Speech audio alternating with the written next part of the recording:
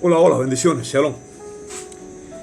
Quiero compartir contigo una pequeña reflexión sobre el peligro o lo peligroso del orgullo y hacia dónde nos puede llevar el orgullo. El orgullo produce ira, la ira da lugar al odio, el odio da lugar a la amargura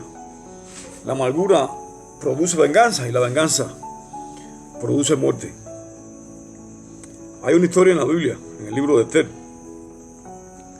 sobre dos hombres. Uno representaba a Dios y el otro representaba a Satanás, sobre Amán y el Mardoqueo. Y dice en la Biblia que en el libro de Esther, capítulo 3, allí Amán representa la soberbia, el ministro arrogante, orgulloso. Ese hombre, esa mujer de Dios que no quiere como que nadie le haga competencia. Que todo aquello que quiera recibir más gloria o más honra que él lo trata de destruir. Y en el libro de Esther, capítulo 3, versículo 2, dice la Biblia: y todos los siervos del rey que estaban a la puerta del rey se arrodillaban y se inclinaban ante Amán, porque así lo había mandado el rey. Pero Mardoqueo ni se arrodillaba ni se humillaba. Mardoqueo sabía que él no podía doblegarse delante de ningún hombre, porque era como una manera de adorar, de idolatrizar a un hombre. Pero Amán, esa actitud de Mardoqueo lo llevó le produjo amargura, le produjo envidia, a tal punto que su intención fue destruir a Mardoqueo y a toda la raza judía. Y en el versículo 3, 5 y 6 dice la Biblia: y vio a Amán que Mardoqueo ni se arrodillaba ni se humillaba delante de él, y se llenó de ira. Y en el final del versículo 6 dice: y procuró Amán destruir a todos los judíos que había en el reino de Asuero, al pueblo de Mardoqueo. Como usted verá, la soberbia, la arrogancia de este hombre, de Amán, lo llevó a hacer una preparativa perversa en su corazón de literalmente destruir a Amán y a su descendencia.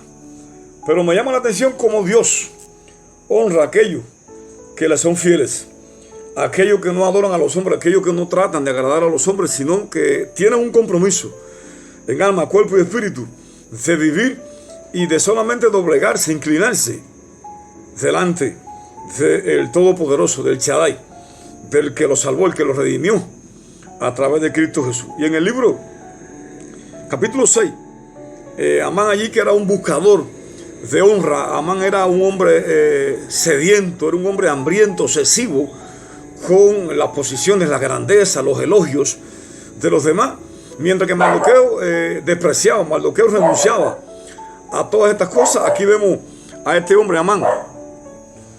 Amán era ese tipo, puede ser que sí, puede ser ese tipo de ministro, ese tipo de reverendón, que el título de reverendo lo hace creerse cosas, lo hace menospreciar a los laicos. Ese título de reverendo que está llevando a tantos ministros al infierno y que le está ministrando tanto demonio de soberbia y de orgullo a tantos pastores, porque antes de ser reverendo son gente sencilla, simple, humilde, pero cuando le dan ese título de reverendo, como que se creen dioses. Es como que un demonio de soberbia, como que el mismo diablo se le mete en el cuerpo, y el orgullo y la soberbia se les refleja en su manera de hablar. Aquellos hombres que un día fueron humildes, cuando son reconocidos como reverendos y se les da esa credencial, que parecen policías sacando la chapa para intimidar a la gente, impresionar. Amán era ese tipo de pastor, de ministro.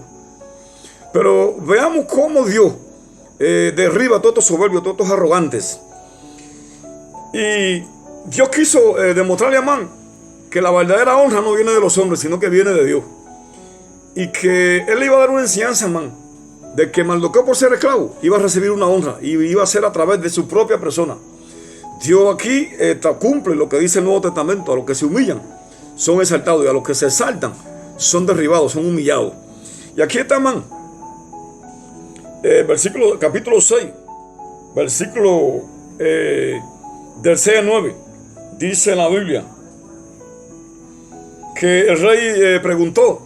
Se encuentran allí en los libros de los reyes, allí una historia de que alguien había salvado al rey, Y el rey, Dios se encarga de poner en el corazón del rey que honrara a aquel que lo había salvado. Amán no se imaginaba que era Mardoqueo. Y el rey manda a buscar a Amán y le pregunta cómo se debiera de honrar a aquella persona que le ha hecho, que ha favorecido al rey, que le ha salvado la vida al rey. Y Amán, pensando que era para sí misma aquel tipo de honra, le dice: la mejor honra es ponerle su corona, ponerle el manto del cetro real y montarlo en su caballo y pasearlo por toda la ciudad. Y el rey le dice a Mardoqueo, a Amán: bueno, eso es lo que tú vas a hacer con Mardoqueo. Móntalo en mi caballo, ponle mi corona, ponle mi anillo, ponle mi manto y pasealo por toda la ciudad. Imagínate, aquello fue una vergüenza. Y esto lo que hace que intensificó más el odio, intensificó más la maldad, esa venganza, esa amargura hacia Mardoqueo. Y Amán manda a preparar una horca. Tenía una mujer que era una diabla, era una jezabélica. Y cuando él llega a su casa, él llega allí triste, había perdido el ánimo. Y la mujer le pregunta: ¿qué te pasó, Amán? Y él le cuenta. Y la mujer, como dice en la Biblia, la mujer necia destruye su casa.